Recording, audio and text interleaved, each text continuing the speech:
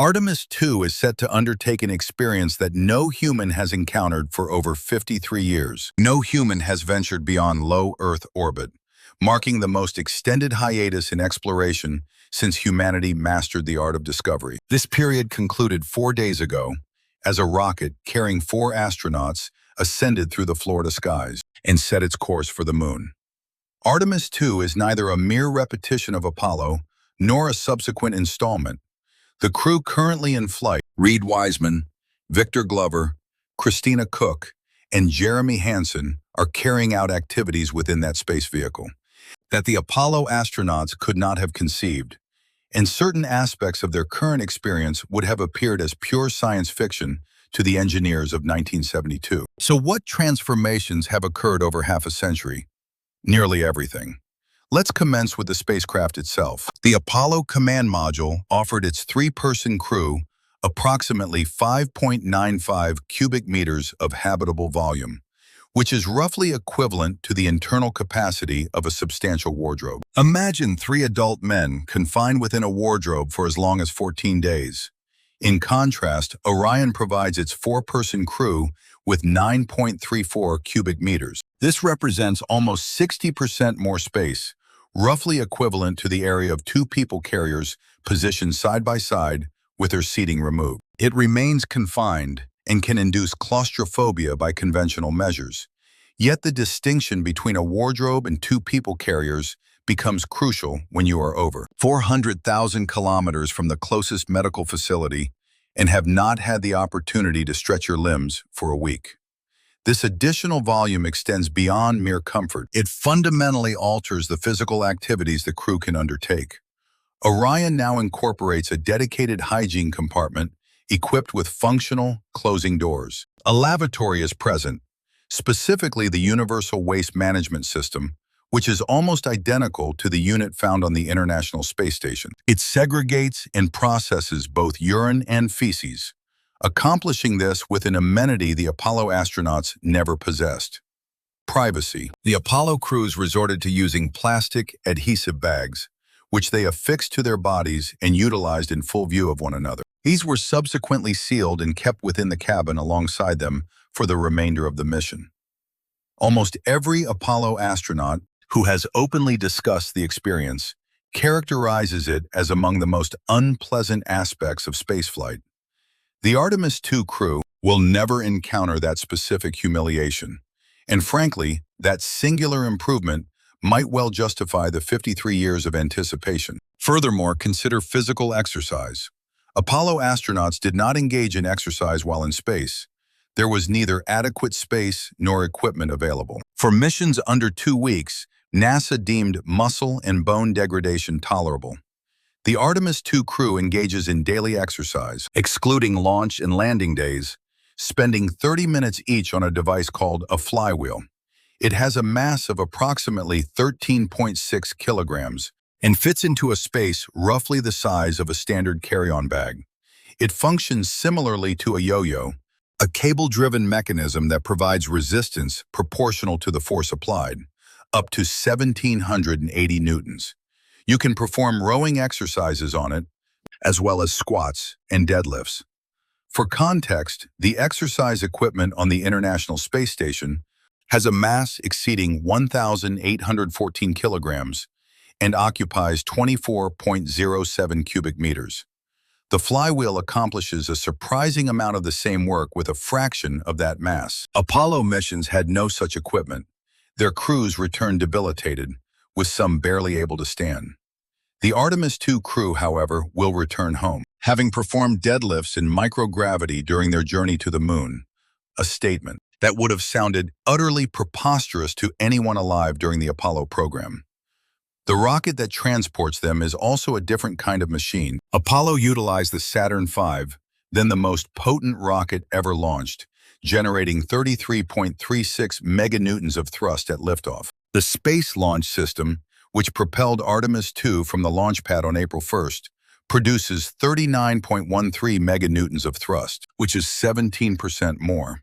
Both rockets are expendable, meaning they fly once and are then discarded, a concept that now seems almost quaint in an era when SpaceX lands boosters on drone ships.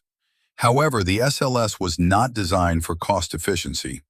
Its purpose was to propel Orion and its crew towards the moon in a solitary launch, requiring no orbital assembly, no in-space refueling, and no docking maneuvers to depart Earth's vicinity. The Saturn V accomplished an identical feat. The distinction lies in the spacecraft it carried. Apollo relied exclusively on fuel cells and batteries for power, combining hydrogen and oxygen to generate electricity, with potable water as a beneficial byproduct. This system was ingenious, yet inherently limited. Each watt consumed by the crew originated from a progressively depleting tank. Orion, conversely, deploys 4 solar array wings upon reaching space, with each wing covered in photovoltaic cells designed to transform solar radiation into electrical energy. The electrical power supply is, for all intents and purposes, boundless as long as sunlight is available. This subtly alters the mission's psychological aspect. Apollo crews were constantly preoccupied with managing their consumables, perpetually conscious of the dwindling oxygen supply. Orion's crew must still manage their consumables, as oxygen and water are not generated by solar panels. However, the electrical power reserve is fundamentally superior, enabling the spacecraft systems to operate for extended periods with greater intensity and enhanced backup capabilities. This is due to the power source being self-renewing and the service module, which is the part of the spacecraft responsible for propulsion. The thermal regulation and life support systems were not even constructed in the United States. They were manufactured by Airbus Defence and Space in Europe. These were supplied by the European Space Agency. While Apollo was an entirely American endeavor, Artemis is intentionally designed to be international. A Canadian astronaut is participating in this mission thanks to a treaty signed in 2020, and European equipment is sustaining the crew. The subsequent stage of the program includes the Lunar Gateway, a space station orbiting the moon, featuring modules provided by numerous nations and space organizations. The period where a single country ventured to the moon independently concluded with the end of Apollo. What has taken its place is more intricate, protracted, and complex. Yet it also signifies that the expenses and expertise, along with the risks, are now distributed. Let's now examine what lies beneath the panels. Orion's flight computers are approximately 20,000 times faster than Apollo's. To put that in perspective, Apollo's guidance computer possessed a total of around 72 kilobytes of memory and could process about 40,000 instructions each second. A contemporary smartphone easily outperforms it. Orion operates with 4 independent computers running concurrently, each one roughly 25 times quicker than the computers found on the International Space Station. They are also 400 times faster than those aboard the space shuttles. The cockpit is fully digital, featuring glass displays and software-driven interfaces. This allows for real-time adjustments to the trajectory. In contrast, Apollo's cockpit was entirely analog, with switches, dials, and physical gauges. The astronauts were required to manually interpret instruments and compute necessary corrections, while ground control handled the majority of the complex calculations. Orion is theoretically capable of autonomous flight, a capability it showcased during the uncrewed Artemis I mission in 2022, when the spacecraft successfully completed an entire lunar mission and returned to Earth without human intervention. This achievement holds greater significance than it might initially appear. In essence, the Apollo astronauts functioned as passengers within a vehicle that necessitated continuous oversight from ground control to operate. Houston's mission control was responsible for most of the crucial decisions. Orion fundamentally alters this dynamic. The Artemis II team has been conducting manual flight demonstrations in the depths of space, actively maneuvering the vessel. They are also assessing its responsiveness to various steering configurations, evaluating the vehicle's handling characteristics. This occurs when a human operator is actively guiding it.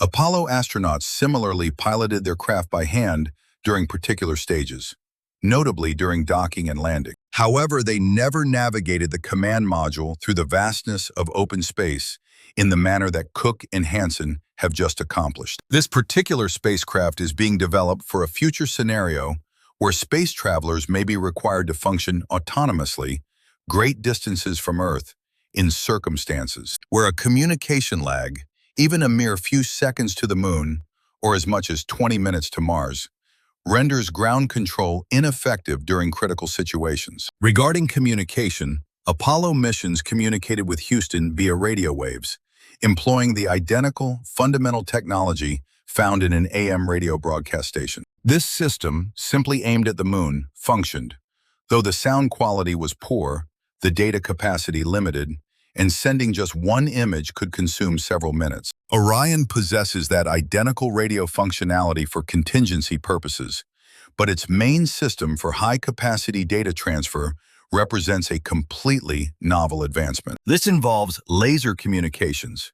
The Orion Artemis II optical communication system employs infrared light to relay information back to our planet. It achieves this at speeds that would have been unimaginable during the Apollo era. By the mission's fourth day, the system had already transmitted more than 100 gigabytes. This included high-definition images captured by the crew through Orion's windows. In contrast, Apollo's entire data yield from a complete mission was measured in megabytes. The Artemis II crew, however, is broadcasting high-resolution visuals from deep space in what approximates real time. When Christina Koch gazed back at Earth through Orion's viewport, and that particular image appeared on displays globally within a few hours, it demonstrated laser communication achieving something radio technology was never capable of. The perspectives themselves also differ significantly. Each Apollo mission that reached the Moon orbited at roughly 112.65 kilometers above its surface. This was sufficiently close to discern individual impact craters and observe the Terminator line, marking the boundary between daylight and darkness, slowly traversing the landscape beneath. Artemis II will not approach that closely. During its closest pass on the flyby, Orion will be approximately 6,543.7 kilometers from the Moon's surface. This presents a fundamentally distinct visual encounter. Rather than merely gliding above the surface and observing a confined segment of the landscape, at any specific instant, the Artemis II crew will perceive the Moon's complete disk simultaneously, its entirety. The entire globe, from one pole to the other, filled their windows. No Apollo astronaut ever witnessed such a panorama during their closest pass, and, owing to the specific configuration of this flight path and the precise launch schedule, the crew is set to observe an event that no individual has ever directly perceived: the Orientale basin. This feature is situated within the transitional area between the Moon's near and far sides. It's an enormous impact crater, approximately 965 kilometers in diameter. While robotic probes have captured images of it, and instruments in orbit have charted its surface, no human has ever observed it firsthand. The Apollo expeditions were designed such that the lunar near side remained illuminated during their close approaches, which invariably left the Oriental region shrouded in darkness, or simply beyond their line of sight. The flight path of Artemis II alters this situation. NASA has verified that the crew has already captured images of it through the Orion spacecraft's windows. For the very first time, a human observer has gazed upon a lunar characteristic and witnessed something previously observed solely by automated systems. Furthermore, a solar eclipse is approaching, though not the type visible from Earth, where the Moon obscures the Sun. This particular event occurs when our planet, Earth, obstructs the Sun's light as viewed from the spacecraft's vantage point beyond the Moon. Its duration will be roughly 53 minutes, taking place approximately 1 hour following Earthrise. No Apollo mission crew ever encountered such a phenomenon. The orbital mechanics simply never coincided. While Artemis II's flight plan was not specifically engineered to generate this eclipse, the physical principles governing the flyby rendered it unavoidable. Consequently, both the onboard crew and the scientific teams on Earth are regarding it as an unexpected chance for observation. Picture observing your homeworld, a slender blue crescent gradually traversing the Sun's disk, all while you drift in orbit behind the Moon, amidst the profoundest silence any human has ever encountered. Reid Wiseman characterized the Vista's experience thus far as an event for which no prior preparation or training could have adequately readied him. He remarked that one could discern the entire planetary sphere from one pole to the other, encompassing Africa, Europe, and, upon closer inspection, even the aurora borealis. This particular observation occurred during an intermediate stage of the transit. The perspectives gained during the flyby itself are anticipated to be utterly distinct. Furthermore, this mission is set to establish a new record for the greatest distance any individual has journeyed from Earth. That existing benchmark is presently held by the Apollo 13 crew, though not by their own volition. Their free return trajectory, following the oxygen tank rupture, propelled them 400,171 kilometers away from their home planet. Artemis II is projected to attain a distance of approximately the distance of 406,780 kilometers, with a difference of roughly 6,600 kilometers, might seem insignificant when compared to over 400,000 kilometers. However, its symbolic importance is considerable. Apollo 13 established that benchmark due to a catastrophic malfunction. Consequently, the crew was forced to endure a lunar slingshot maneuver with a damaged vessel. Artemis II is poised to surpass this. This is because the mission was intentionally planned that way from its inception. The free return trajectory, which harnesses the moon's gravitational pull to guide the spacecraft back to Earth without requiring a significant engine firing, served as Apollo 13's contingency strategy. Conversely, it constitutes Artemis II's principal flight strategy. What was formerly a final option has now become the fundamental design. And following all of this, the Artemis II crew will encounter an unprecedented challenge: atmospheric re-entry at a velocity no human has previously endured. Upon its return journey, when the Orion capsule enters Earth's atmosphere, its speed will be approximately 40,200 kilometers per hour. This velocity exceeds that of any manned spacecraft during re-entry, surpassing even Apollo missions. It is quicker than the space shuttle, quicker than anything. The heat shield will withstand temperatures nearing 2,760 degrees Celsius. With superheated plasma enveloping the craft and severing all communication, the crew will experience complete isolation for several minutes. They will be unable to contact mission control in Houston, powerless to act, save for relying entirely on the engineering. Incidentally, that particular heat shield brings its own history to this mission.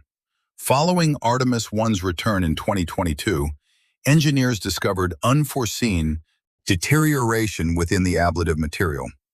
Sections of the thermal protection system had carbonized and detached. This occurred in manners not foreseen by the predictive models. Although the core structure remained intact and internal temperatures stayed within acceptable parameters, the extent of the damage prompted sufficiently grave concerns for NASA to establish an independent investigative panel and dedicated years to assessing the shield's suitability for a manned mission. Certain engineers voiced objections, with some advocating for a redesigned shield prior to entrusting human lives to it. NASA Administrator Jeremy Hansen examined the available data, consulted with engineers and external specialists, and subsequently authorized the mission. The thermal shield utilized on Artemis II is fundamentally the identical design, with the caveat that modifications are anticipated for Artemis III. The crew is aware of this fact. They have accepted the inherent risks, as has every astronaut who has ever undertaken a spaceflight. A certain understanding of this compromise has been embraced. The recognition that the engineering isn't flawless, and that while safety margins exist, they are not limitless. Furthermore, venturing into the unknown necessitates a readiness to proceed regardless.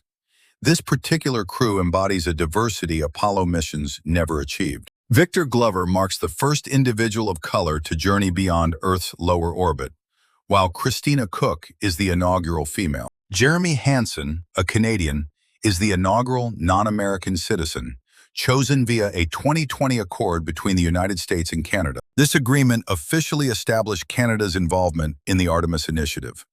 In contrast, the Apollo program was solely American, exclusively white, and comprised only men. This was not because NASA intentionally barred individuals, but rather due to the restrictive nature of the pathway that trained military test pilots. The system in the 1960s was inherently exclusive. Artemis II cannot rectify that historical context. Indeed, nothing can. However, it signifies that the initial individuals to observe the moon at close quarters in more than 5 decades better reflect the diversity of the human species. Additionally, a more subtle experiment is underway within the spacecraft's interior, something Apollo missions never undertook.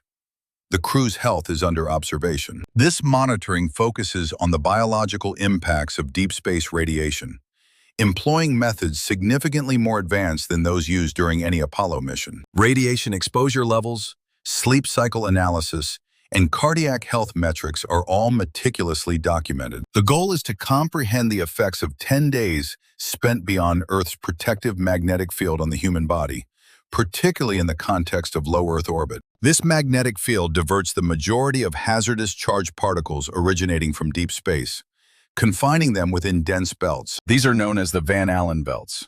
The International Space Station maintains a secure orbit beneath these formations. Every crewed mission since Apollo 17 has remained beneath these belts.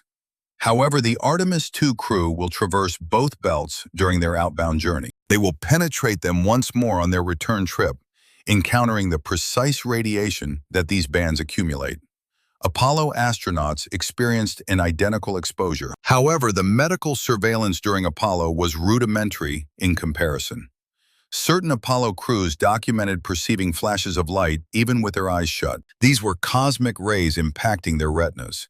Our understanding of the origins of these flashes is now greater, and we recognize that the associated risks are tangible and accrue over time. The information gathered from this mission will significantly influence all future deep space crew selections and mission length restrictions for many decades ahead. Currently, 4 individuals are in deep space, marking the highest number of humans simultaneously present in deep space throughout our species' history. No Apollo mission ever transported more than 3 individuals beyond low Earth orbit.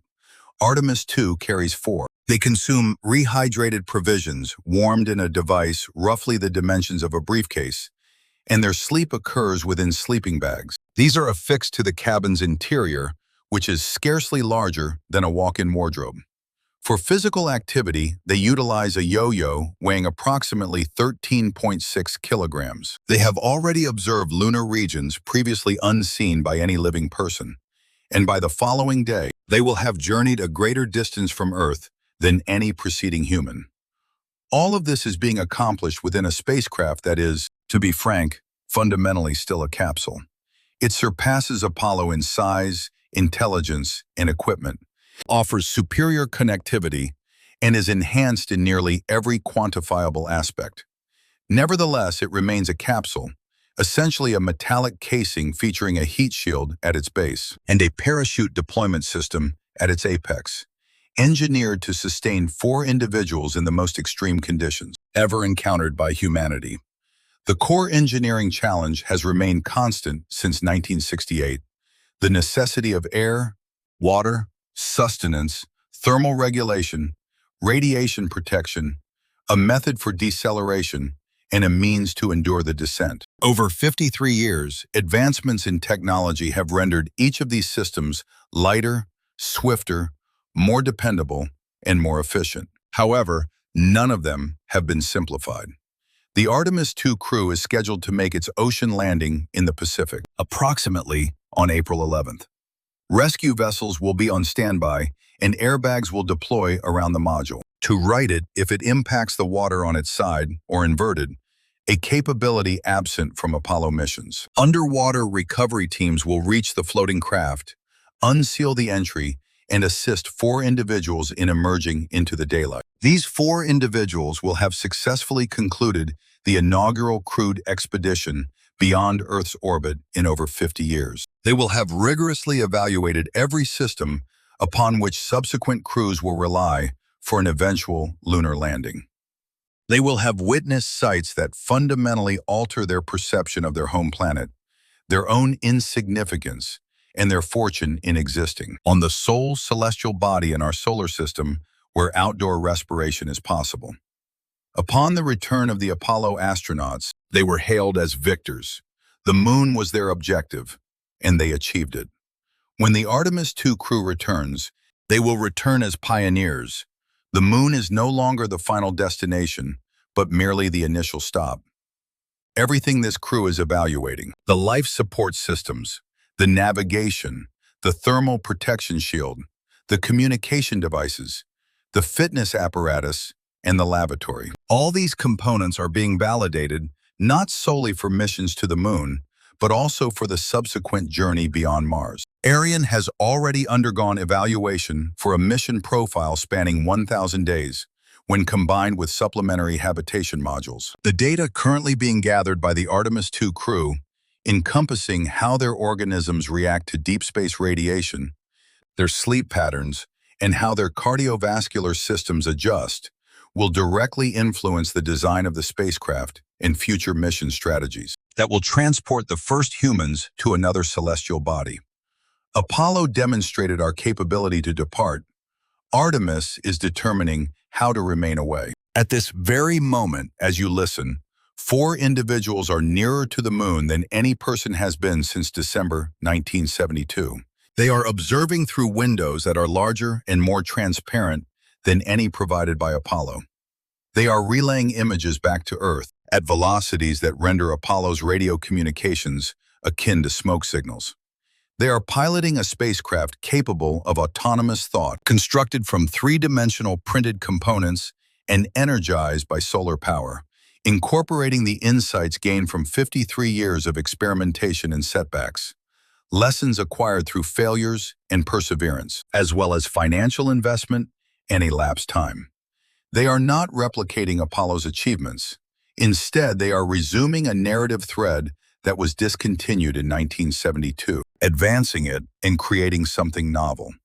And tomorrow, they will journey behind the moon for 40 minutes, during which no signal will reach them. No terrestrial voice, no data transmission, no link to anything human, apart from the 3 other individuals drifting alongside them. Within a capsule situated 402,336 kilometers from their home planet. The Apollo astronauts also experienced that same silence. It remains the sole, unchanged experience. The moon continues to obstruct the signal. The vacuum remains the vacuum. And for that 40-minute duration, the Artemis II crew will comprehend an aspect that no technological advancement can mitigate: the ancient, fundamental reality of solitude in the darkness.